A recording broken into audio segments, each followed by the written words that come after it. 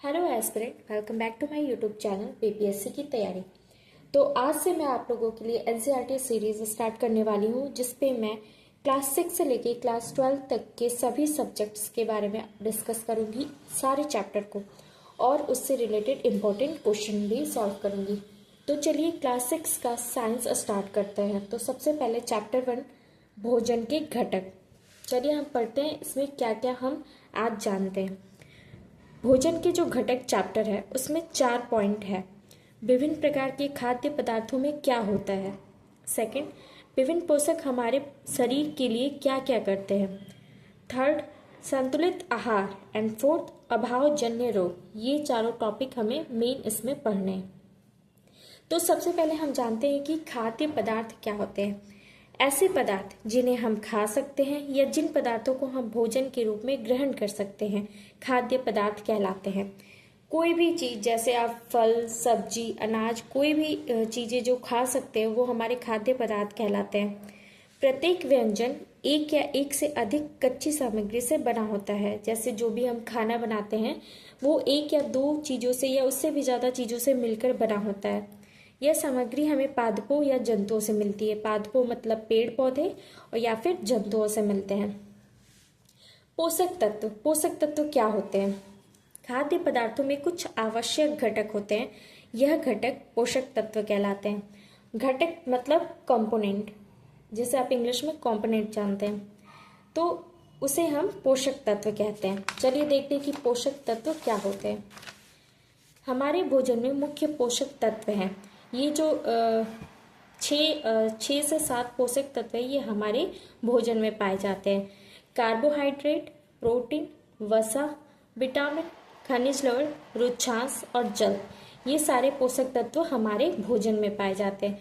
एक एक करके हम इन सबको अच्छे से डिटेल में पढ़ेंगे। तो सबसे पहले पढ़ते हैं कार्बोहाइड्रेट के बारे में। इसका मुख्य कार्य हमारे शरीर को ऊर्जा प्रदान करना है। यह हमारे भोजन में मंड तथा शर्करा के रूप में होता है। ये इसका जो मेन काम होता है हमारे शरीर में एनर्जी, ऊर्जा प्रोवाइड करना, ठीक है। और ये दो चीज़ों में, मतलब दो टाइप से हमारे भोजन में मिलता है। एक स्टार्च, मंड स्टार्च के रूप में, और दूसरा शर्करा ग्लूकोज के रूप में पाया जाता है। अब हम इसका परीक्षण कैसे करेंगे। मंड, जैसे हमें पता कैसे चलेगा कि इस भोजन में मंड उपस्थित है, तो इसको आप टेस्ट करने के लिए एक बीकर, परख नली जिसे बोलते हैं, उसमें आप फूड का पेस्ट ले लीजिए। जैसे कोई भी खाद्य सामग्री है, मान लीजिए आप चावल या आलू, कुछ भी आप उस टेस्ट करना चाहते हैं कि उसमें स्टार्च है कि नहीं, तो आलू का ही पेस्ट बना लीजिए, कच्चे आलू का, पके आलू का नहीं। उसको यहाँ पे बीकर में डालिए और उसमें थोड़ा सा वाटर मिक्स कर लीजिए। फिर एक दूसरी परख नली में आयोडीन विलयन लीजिए।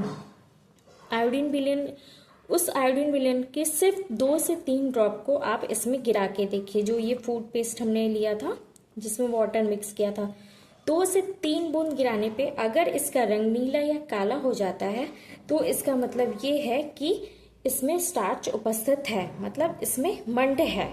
तो ये हमारा टेस्ट हो गया कार्बोहाइड्रेट का। अब नेक्स्ट हम देखते हैं कि कार्बोहाइड्रेट के स्रोत क्या है, सोर्स क्या है, किस किस चीज़ों में कार्बोहाइड्रेट पाया जाता है। तो सबसे पहले है गेहूं, चावल, बाजरा, मक्का, आलू, शकरकंदी, गन्ना, पपीता, तरबूज, आम। इन सभी चीज़ों में कार्बोहाइड्रेट पाया जाता है।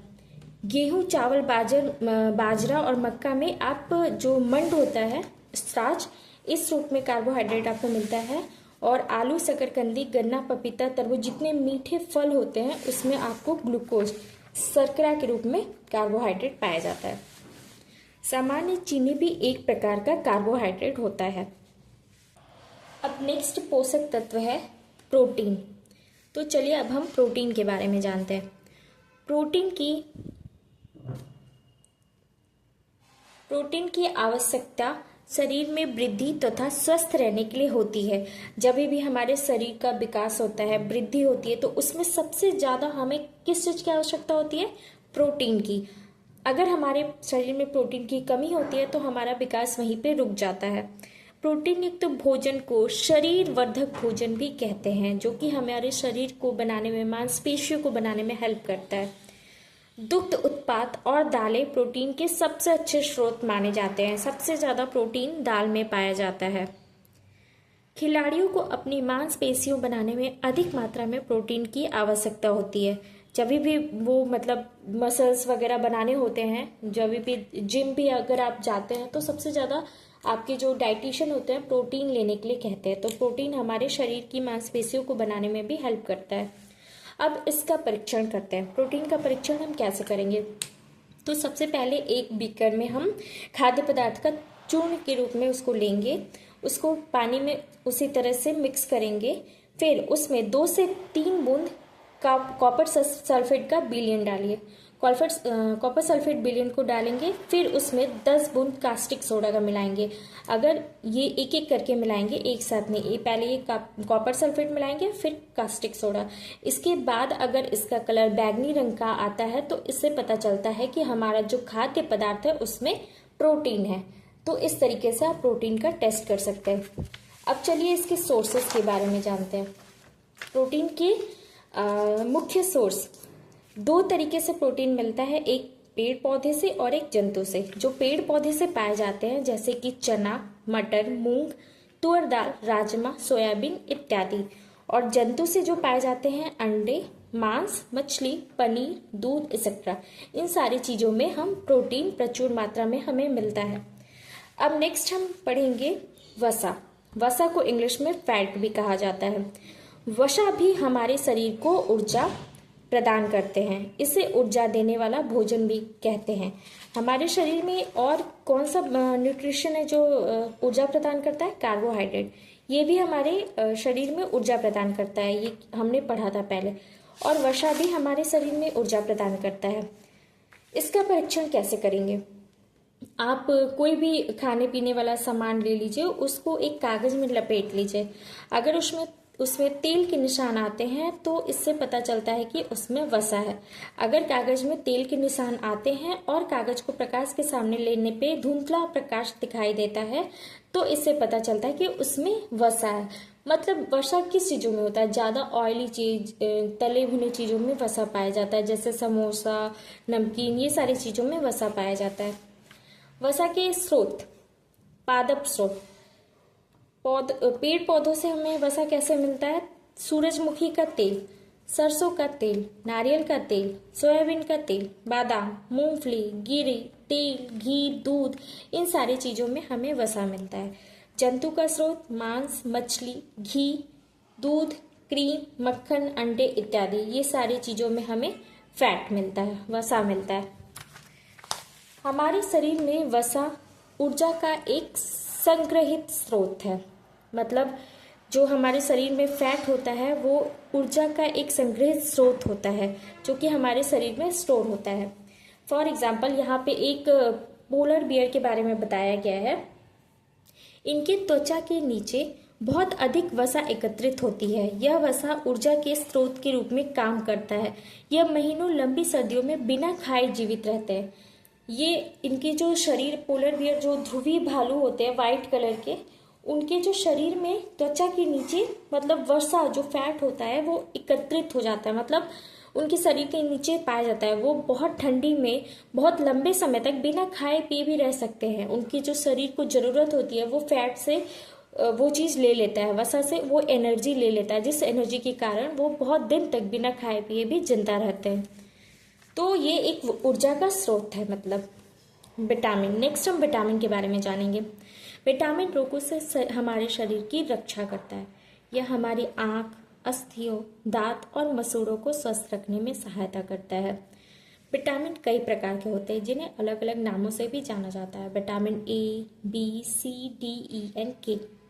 तो विटामिन का मेन काम क्या है? हमारे शरीर की रक्षा करना, रोगों से रक्षा करना, हमारे आँख की, अस्थियों की, दांत की, मसूड़ों की, ये सबको स्वस्थ रखने में हमारी सहायता करता है। खनिज लवण। खनिज लवण क्या होते हैं? हमारे शरीर में खनिज लवण की आवश्यकता अल्प मात्रा में होती है। अल्प मात्रा में होती है लेकिन होती जरूर है। इसके बिना भी हमें अभावजन्य रोग हो जाते हैं। शरीर के उचित अभावजन्य रोग, ये मैंने वर्ड यूज किया है, इसको हम आगे पढ़ेंगे। शरीर के उचित विकास और अच्छे स्वास्थ्य के लिए प्रत्येक खनिज लवण आवश्यक है। खनिज लौह होते क्या है, जैसे कि आयोडीन, फास्फोरस, लौह, कैल्शियम, ये सारे हमारे खनिज लौह हैं। नेक्स्ट हम पढ़ते हैं रुक्षांश के बारे में। रुक्षांश क्या होता है? हमारे शरीर को आहारी रेशों तथा जल की भी आवश्यकता होती है। आहारी रेशों रुक्षांश के नाम से जाने जाते हैं। बिना पचे भोजन को बाहर निकालने में सहायक होता है। रुक्षांश मतलब फाइबर। फाइबर जैसे हमारे खाने में फाइबर युक्त आप खाना खाएंगे तो आपका जो पाचन क्रिया होगी बहुत अच्छे से होगी। हमारे शरीर में जितने भी वेस्ट चीज़ें हैं उनको भी बाहर निकालने का काम करता है ये फाइबर। तो इसके बारे में हम आगे डिटेल में भी पढ़ेंगे। नेक्स्ट हम चलते हैं विटामिन्स के बारे में, डिटेल में जानते हैं। तो यहाँ पे मैंने कुछ विटामिन्स लिखे हुए हैं, उनके कार्य लिखे हुए हैं, कहाँ कहाँ से मतलब वो मिलता है, स्रोत लिखे हुए हैं, और उनके बिना हमारे शरीर में क्या क्या रोग हो सकते हैं और उनके लक्षण।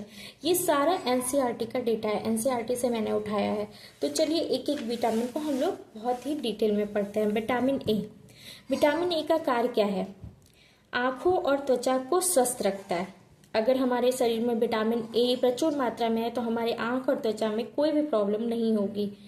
इसके स्रोत क्या है? पपीता, गाजर, आम, दूध। गाजर सबसे अच्छा माना जाता है आँख के अच्छे रहने के लिए।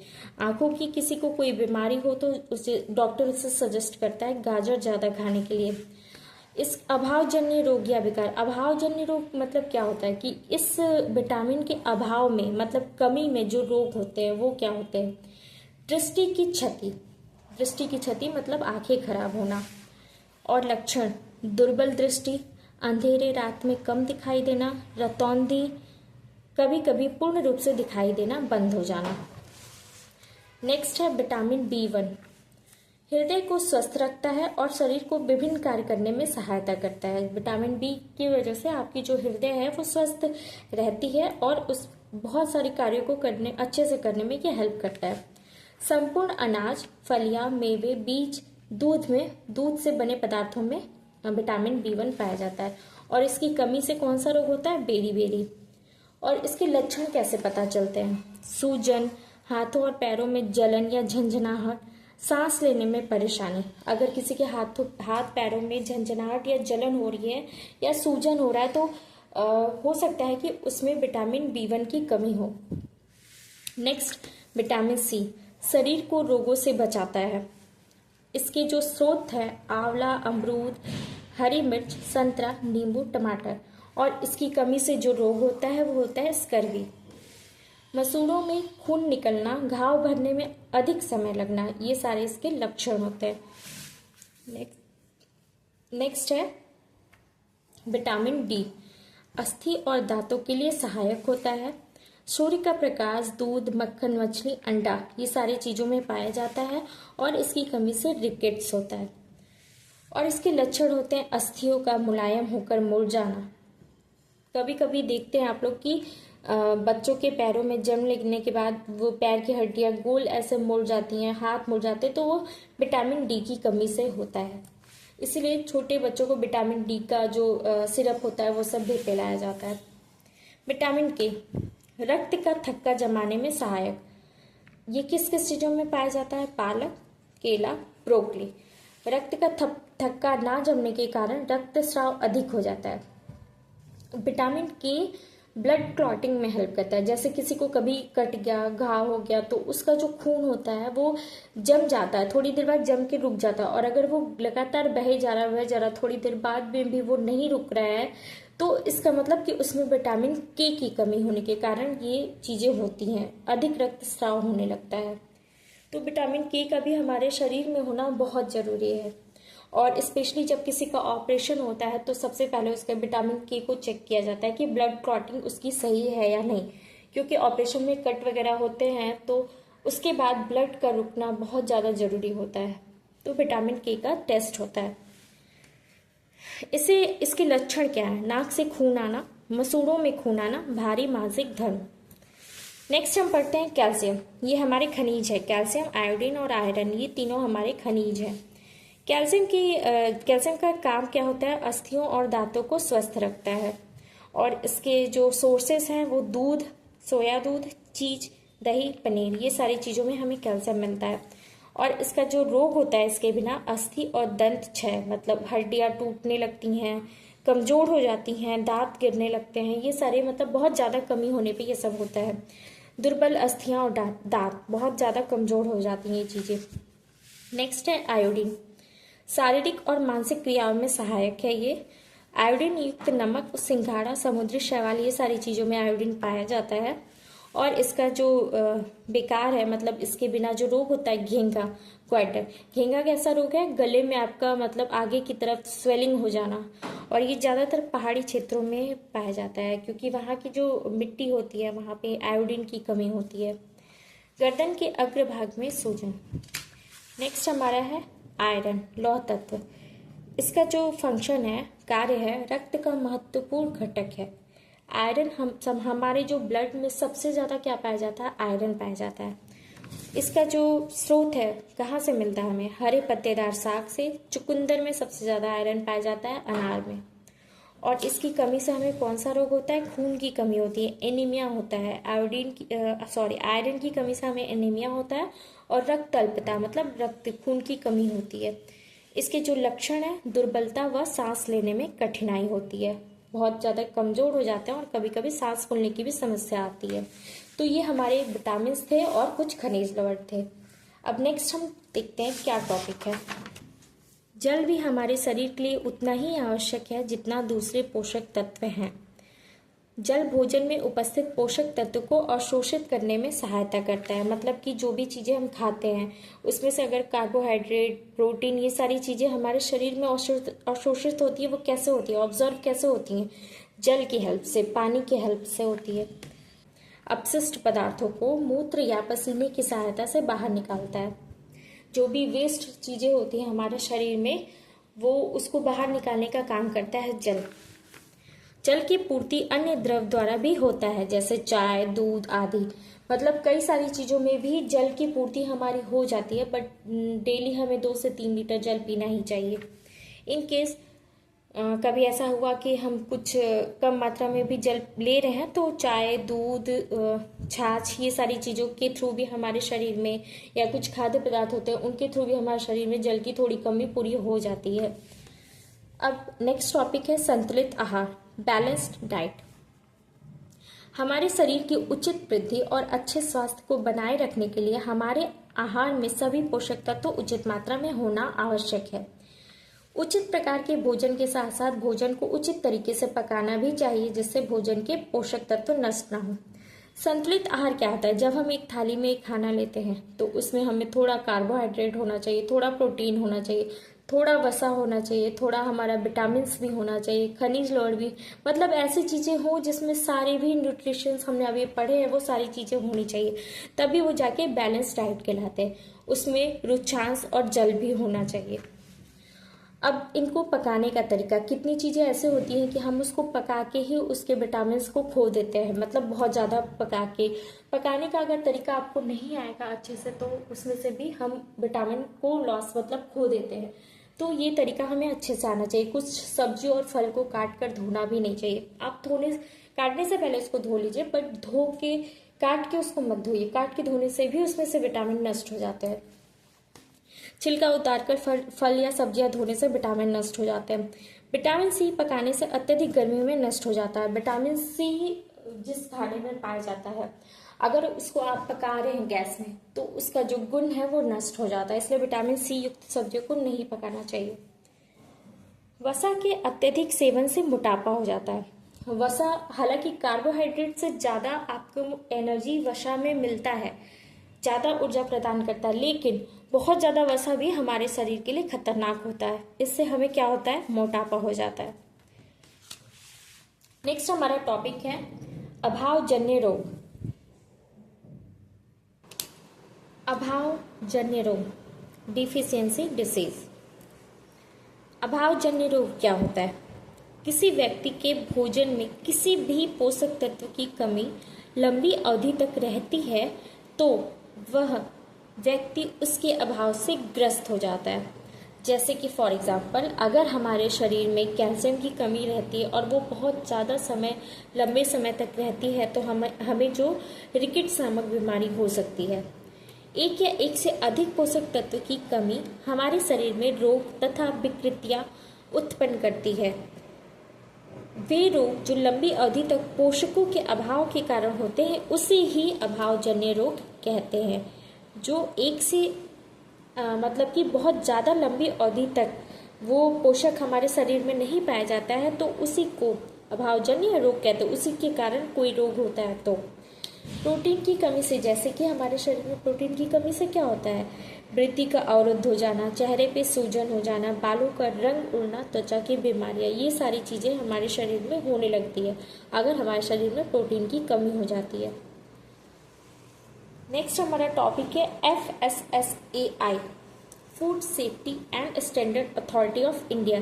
ये लोगो आप लोग देख रहे होंगे, हालांकि ये मैंने अच्छे से यहाँ पे नहीं बनाया है, बट इस टाइप का एक लोगो आता है जो कि आप देखेंगे कितनी बार आपके घर में कोई आइटम, कोई फूड आइटम आता है तो उसके पीछे ये लोगो लगा रहता है। ये लोगो क्या दर्शाता है कि जो भी हमारा फूड आइटम है उसमें जो भी कंटेंट लिखा हुआ है, जो भी कंपोनेंट है वो सही है या नहीं। यह FSSAI मानकों के अनुसार दृढ़ीकृत खाद्य पदार्थों का लोगो है। खाद्य पदार्थों को सुदृढ़ीकरण से अभिप्राय है कि मुख्य भोजन जैसे दाल, चावल, गेहूं, तेल, दूध और नमक के प्रमुख विटामिनों और खनिजों को मिलाकर उसके पोषक तत्वों को उत्तम बनाना है। मतलब ये सर्टिफाई करता है कि जो चीज़ें हैं उसमें ये सारी चीज़, विटामिन, खनिज हैं, ये पोषक तत्व उसमें हैं। तो इसका एक तरीके से ये वेरिफिकेशन होता है। ये इस टाइप का एक लोगो आता है। तो ये हमारा जो NCERT का क्लास 6 का चैप्टर फर्स्ट है भोजन के घटक, वो कंप्लीट होता है। और नेक्स्ट हम जो न्यू NCERT आई हुई है अभी, उसके 2 टॉपिक को डिस्कस करते हैं। बाकी सारा चीज़ सेम है, ओल्ड और न्यू में सेम है, बट 1-2 टॉपिक एक्स्ट्रा है जिन्हें हम पढ़ते हैं। सबसे पहला टॉपिक है, जो 2 टॉपिक एक्स्ट्रा है वो मिलेट है और फूड माइल। ये दोनों टॉपिक न्यू NCERT में एक्स्ट्रा है। मिलेट क्या होता है? मोटा अनाज। आपने गवर्नमेंट की तरफ से भी कितनी बार सुना होगा कि जो मिलेट होता है उसे हमारे देश में बढ़ावा देना चाहिए। ये कोई नई चीज़ नहीं है, ये पुराने ज़माने से चली आ रही है। हमारे जो पूर्वज हुआ करते थे या अभी भी हमारे जनरेशन में जो हमारे दादा दादी, नाना नानी है, उनसे अगर आप पूछेंगे मिलेट के बारे में तो मिलेट शायद वो ना जाने, बट मोटा अनाज बोलेंगे तो उन्हें वो पता रहेगा। ज्वार, बाजरा, रागी और सावा जैसे अनाज भारत की देशज फसलें हैं। मतलब ये पहले से यहाँ पे होती आई हैं ये फसलें। इन्हें अलग अलग जलवायु परिस्थितियों से सहजता से उगाया जाता है। ये हमारे देश में अलग अलग जलवायु, अलग अलग परिस्थितियों में उगते हैं। इन अत्यधिक पौष्टिक अनाजों को कदन, मिलेट भी कहा जाता है। ये अभी ज़्यादा फेमस हो रहा है, बट पुराने ज़माने में ये काफ़ी, मतलब जो हमारे थे दादा दादी, नाना नानी, ये लोग इन्हें खा चुके हैं, बहुत पहले से खा चुके हैं। बट इसके जो गुण हैं वो अभी लोगों को फिर से फेमस मतलब कर रहा है। इसके गुण के कारण ये फिर से फेमस हो रहा है। कदन छोटे आकार के अनाज होते हैं और सदियों से भारतीय आहार का अभिन्न अंग रहे हैं। ये अपने अनगिनत लाभों के कारण फिर से लोकप्रिय हो रहे हैं। जैसा कि मैंने कहा कि पहले से ये हमारे देश में है, लेकिन उसके जब लाभों को लोगों को पता चलने लगा, फिर से वो इस जनरेशन में भी बहुत ज़्यादा प्रचलित होने लगा है। इसमें विटामिन, आयरन, कैल्शियम जैसे खनिज और आहारीय रेशे पाए जाते हैं। जैसे आप लोगों ने सुना होगा कि रागी की रोटी खाएं, ज्वार की रोटी खाएं, बाजरा की रोटी खाएं, मक्के की रोटी खाएं, ये सारी चीज़ें बहुत हेल्पफुल है। इवन गेहूं की रोटी को कम खाने के लिए बोला जा रहा है हर जगह। तो ये सारी चीज़ें पहले ज़माने में थी, अभी फिर से बहुत ज़्यादा फेमस हो रही है। इसे पोषक अनाज भी कहा जाता है। ये हमारे शरीर के सामान्य कामकाज के लिए आवश्यक संतुलित आहार में महत्वपूर्ण योगदान देते हैं। तो मिलेट फिर से फेमस हो रहा है, तो अगर आपको मिलेट की चीज़ें खाने का अवसर मिले तो आप ज़रूर खाइए। बहुत अच्छा, बहुत बैलेंस डाइट आपका इससे होता है। Next topic is food mile, खाद्य मील। अब आपको पता है कि जो भी खाना हमारे थाली में परोसा जाता है वो कितने प्रोसेस से होकर हमारे थाली में आता है। चलिए इसके बारे में जानते हैं। सबसे पहले क्या होता है, कोई किसान होता है तो वो अनाज को उपजाता है, मतलब खेत में बोता है, ठीक है। उसके बाद ये क्या होता है, इसकी मड़ाई और उसाई होती है। मतलब मान लीजिए फॉर एग्जाम्पल गेहूँ है, गेहूँ को किसान ने खेत में बो दिया, उसके बाद उसको कटवाता है, उसकी ओसाई करवाता है, उसमें से जो रहता है अलग करता है, छिलका वगैरह अलग कराता है और उसको साफ सुथरा बनाता है। फिर वो क्या करता है कि उसको अनाज का भंडारण, मतलब उसको भंडार में कहीं पे उसको स्टोर किया जाता है। वो स्टोरेज उनके पास भी हो सकता है या वो किसी और की भी हेल्प लेके एक बड़ा सा स्टोरेज होता है, वहाँ पे सारे अनाज को रखा जाता है। फिर क्या होता है, अनाज का पीसना और पैक करना। जैसे कि गेहूं है तो गेहूं को यहाँ स्टोर कर दिया गया, फिर वहाँ से उठा के उसको पीसा गया, रिफाइन किया गया, फिर जाके पैकेट में पैक किया गया। उसके बाद ये दुकानों पे आ जाते हैं परिवहन करके। उसके बाद दुकान से लोग खरीदते हैं और रोटी बनाते हैं, अपनी थाली में ले आते हैं। तो ये थी रोटी की कहानी, खेत से थाली तक। तो ये सारे प्रोसेस से होके गुजरना पड़ता है, तब एक खेत से एक रोटी, मतलब एक गेहूं हमारे थाली में रोटी बनकर आता है। तो चलिए जानते हैं कि गेहूं या अन्य खाद्य पदार्थ के थैले द्वारा उत्पादक से उपभोक्ता तक की तय की गई दूरी को ही खाद्य में फूड माइल कहते हैं। फूड माइल क्या होता है, यहाँ से लेके, मतलब ये उत्पादक है, ठीक है, और यहाँ से लेके यहाँ तक आना उपभोक्ता के पास, ये जो दूरी तय की गई है उसी दूरी को हम फूड माइल कहते हैं। फूड माइल को कम करना महत्वपूर्ण है जिससे लागत और प्रदूषण कम हो सके। इसका क्या मतलब है, फूड माइल को कम करना, जैसे बेसिकली हम जहाँ आसपास धान को, गेहूं को उगा रहे हैं तो उसके जो कस्टमर हैं वो आसपास के ही हों, जैसे कि उसे बहुत दिन तक स्टोर ना करना पड़े, फिर उसको जो भी, मतलब इतना दूर ले जाने में जो भी कॉस्ट लग रहा है वो भी कम आएगा, और जो भी प्रदूषण फैल रहा है, मतलब एक गाड़ी यहाँ से चल के फिर ऐसे ऐसे थ्रू होके पूरा अनाज इधर उधर वो कर रही है, पहुँचा रही है, तो उससे प्रदूषण भी तो फैल रहा है। और दूसरी बात कि आपको फ्रेश चीज़ें भी मिलेंगी, क्योंकि जहाँ हो रहा है खेत में आसपास लोगों में वो वहीं पे बेच दे रहा है। तो ये फूड माइल को कम करना हमारे लागत और प्रदूषण को कम करने में हेल्प करता है। इससे स्थानीय किसानों को सहायता मिलती है और हमारे भोजन को अधिक ताज़ा और स्वस्थ रखता है। स्थानीय जो किसान हैं उनको भी सहायता होती है, मतलब उनका जो लागत है वो उन्हें मिल जाता है, जितना उनका लागत है उनको हेल्प होता है कि उनका सारा अनाज आसपास ही बिक जा रहा है। हमें भोजन बर्बाद नहीं करना चाहिए और उतना ही लेना चाहिए जितना हम खा सके। ये लास्ट में एक लाइन है कि आप लोग देखिए कितने प्रोसेस से एक भोजन हमारे थाली में आता है, अगर हम उसे बर्बाद करेंगे तो ये कितना नुकसान होता है सभी को, उन सारी मेहनत पे भी कितना पानी पड़ता है। तो हमें उतना ही लेना चाहिए थाली में जितना हम खा सके, और नहीं तो दोबारा ले लीजिए, कम ले लीजिए पहले और फिर बाद में और ले लीजिए, ठीक है। तो ये हमारा जो चैप्टर है पूरा भोजन के घटक, एक चैप्टर एक वीडियो में कंप्लीट हो गया है। अब इसका कोई भी टॉपिक नहीं बचा है, ना न्यू एनसीईआरटी ना ओल्ड एनसीईआरटी। अब इसके नेक्स्ट वीडियो में हम इससे रिलेटेड सारे क्वेश्चन करने वाले हैं, चाहे वो एनसीईआरटी के क्वेश्चन हो या अदर मोस्ट इम्पॉर्टेंट कहीं से क्वेश्चन हो, तो वो सारे हम सॉल्व करेंगे। तब तक के लिए अगर आप लोगों को मेरी वीडियो पसंद आ रही है, मेरे कंटेंट पसंद आ रहे हैं, तो please like share and subscribe. Thank you.